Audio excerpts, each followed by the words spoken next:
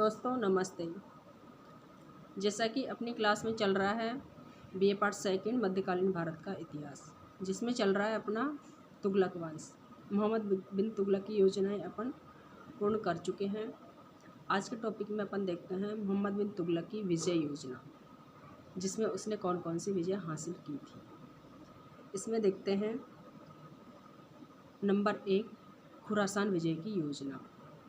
चूँकि मोहम्मद बिन तुगलक भी एक साम्राज्यवादी शासक था, उसकी भी इच्छा ये थी कि मेरे साम्राज्य का अधिक से अधिक मैं विस्तार करता रहूं।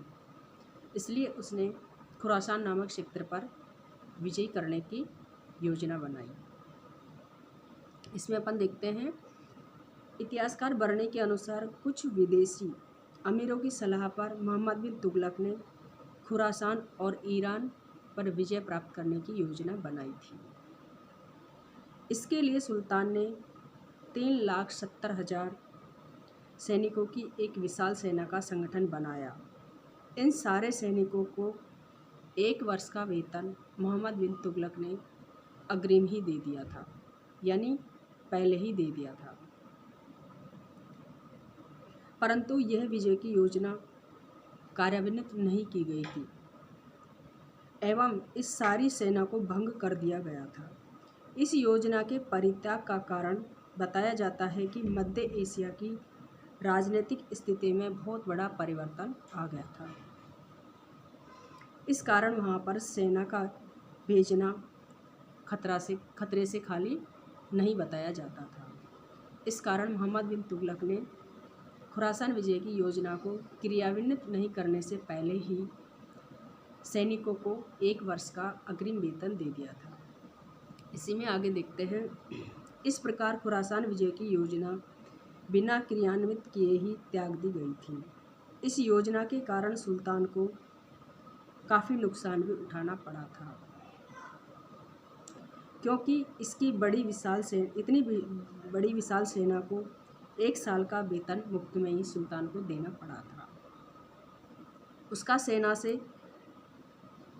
उसकी सेना से निकाले गए सैनिकों के सामने बेरोजगारी की स्थिति भी उत्पन्न हो गई थी एवं जिससे देश में असंतोष का वातावरण भी उत्पन्न हो गया था और विशेष करके सैनिकों में सुल्तान के प्रति अविश्वास पैदा हो गया था।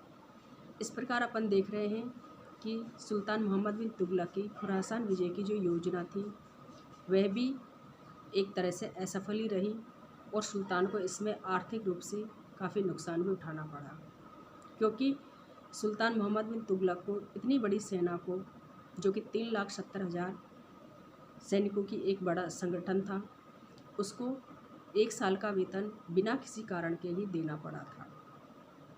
दोस्तों अगली विजय देखते हैं अपन कराजल की विजय। 1337 और 38 ईस्वी सन में मोहम्मद बिन तुगलक ने कराजल पर विजय हासिल करने की योजना बनाई थी। कुछ इतिहासकारों ने कराजल को कराचील के नाम से भी पुकारा है। कराजल राज्य हिमाचल की तराई में स्थित बताया जाता था, जो कि आधुनिक कुमाऊं जिले में स्थित है। इतिहासकार इब्ने बतूता के अनुसार इस क्षेत्र पर अधिकार करना सुल्तान की सीमांत नीति का एक भाग माना जाता था, जिसका उद्देश्य उत्तर में किलेबंदी की रेखा को पूर्ण करना था। सुल्तान उत्तर में स्थित अपनी सीमाओं को सुरक्षित करना चाहता था। इसी में आगे देखते हैं। इसके लिए वह हिमालय की तराई में स्थित राजपूत राज्यों पर अपना अधिकार स्थापित करना चाहता था और अपना राज्य स्थापित करके अपने स्थिति को शक्तिशाली बनाने का इच्छुक था। कराजल पर अधिकार के लिए सुल्तान ने अपने भतीजे खुसरो मलिक को लेकर के 10,000 सैनिकों की एक सेना भेजी थी। सुल्तान ने केवल जिद्दा पर अधिकार का आदेश दिया था, लेकिन खुसरो मलिक ने जिद्दा पर अधिकार करने के बाद सुल्तान के आदेश पर कोई ध्यान नहीं दिया था और उसने तिब्बत पर भी आक्रमण कर दिया था। इसी समय दुर्भाग्य से वर्षा ऋतु शुरू हो चुकी थी और वर्षा ऋतु शुरू हो जाने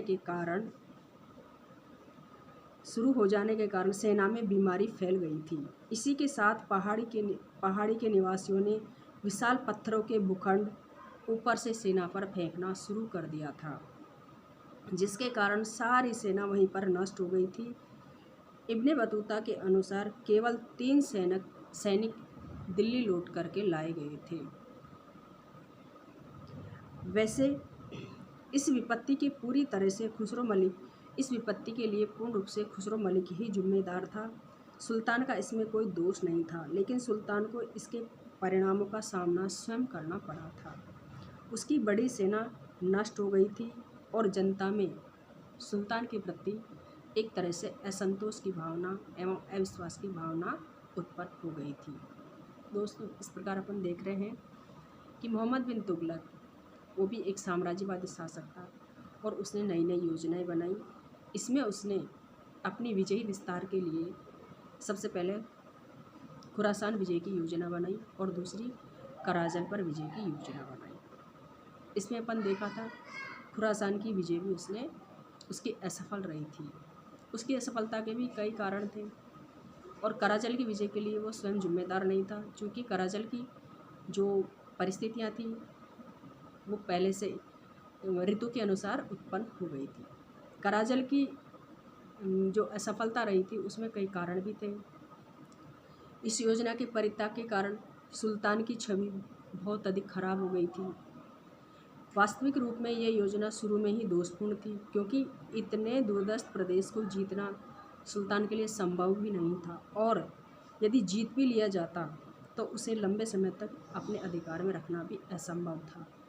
इस प्रकार से अपन देख रहे हैं कि सुल्तान मोहम्मद बिन तुगलक, जिसकी पहले वाली योजनाएं असफल रही, लेकिन उसकी जो विजय वाली योजनाएं थी, जैसे खुरासान विजय की योजना और कराजल विजय की योजना, वो दोनों भी असफल रही और सुल्तान को काफ़ी नुकसान भी उठाना पड़ा। कराजल विजय के लिए सुल्तान स्वयं उत्तरदायी नहीं था, क्योंकि कराजल विजय का उसने जो आदेश दिया था उसमें केवल जिद्दा पर अधिकार करने के लिए ही आदेश दिया था, लेकिन खुसरो मलिक ने उसके आदेश की कोई पालना नहीं की और तिब्बत पर भी आक्रमण कर दिया। चूँकि तिब्बत पर आक्रमण करना परिस्थिति के अनुसार देखना था, लेकिन खुसरो मलिक ने परिस्थितियों पर ध्यान नहीं दिया और उस टाइम वर्षा ऋतु शुरू हो चुकी थी और वर्षा ऋतु शुरू होने के कारण सुल्तान की सेना में बीमारी फैल गई और अगला सैनिकों के ऊपर जनता ने पत्थर फेंकना शुरू कर दिया था। चूँकि वहाँ पहाड़ी इलाका था, सैनिक नीचे थे और पहाड़ी इलाके से लोगों ने सैनिकों के ऊपर पत्थर फेंकना शुरू किया तो लगभग सुल्तान की पूरी सेना नष्ट हो चुकी थी और इस कारण सुल्तान को, जब ये दोनों ही विजय थी, इनमें आर्थिक नुकसान भी उठाना पड़ा और उसके प्रति असंतोष की भावना भी पैदा हो गई। धन्यवाद दोस्तों। अब अपन देखते हैं अगले क्लास में।